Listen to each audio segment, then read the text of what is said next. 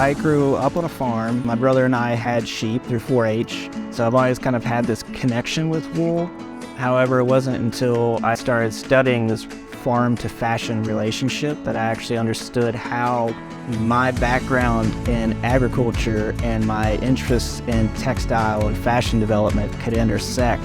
The grant that we proposed was to get the supplies to build out an open source spinner that was designed in Berlin by Studio Hilo. The Hilo spinner is an open source ring spinner. It's completely free to modify and download the specifications and build yourself. The only thing you have to purchase are the parts to put it together. We have built that out, and now the next step is to use some of the funds to develop out other stages to create a micro mill suite. This is really the initial phase of Fibershed. We have kind of multiple phases of this where we're looking at how much wool is being produced in West Virginia, but we're also looking how that ties into the whole topic of farm to fiber. Right now we're doing some survey work to figure out where we're meeting producers' needs and what that really looks like in general.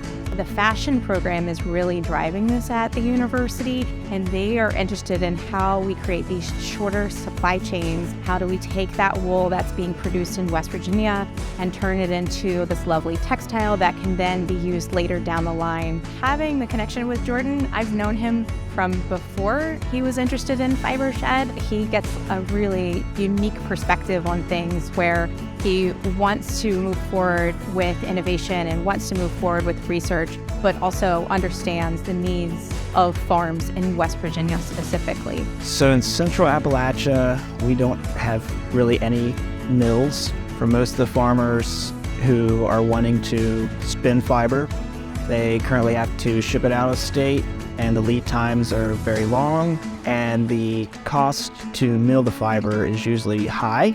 And also the minimum quantities are also usually too high for one farmer to meet in one given year. So what we hope to do with this spinner and this micro mill is to enable the farmers to maybe even just work together, build one of these suites out, and they can process the fiber themselves. We have a lot of farmers in the state who are producing meat sheep, and the wool is just a byproduct. It might bring a couple bucks for the farmer, or it might just end up going to waste.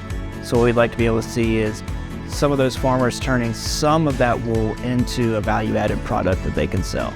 We can turn our wool into a multitude of different things. It's kind of just up to the design researchers to figure out alternative possibilities. Our whole role is making sure that the knowledge that comes out of the university gets into the community, but also vice versa, where the needs of the community feed back into the university, and that's where we come in. We have a lot of really exciting goals with Fibershed. It's just getting there, the next steps, finding funding to support it. How do we benefit everyone from the university professor to the student that goes here to the producers within the community that are actively doing the work?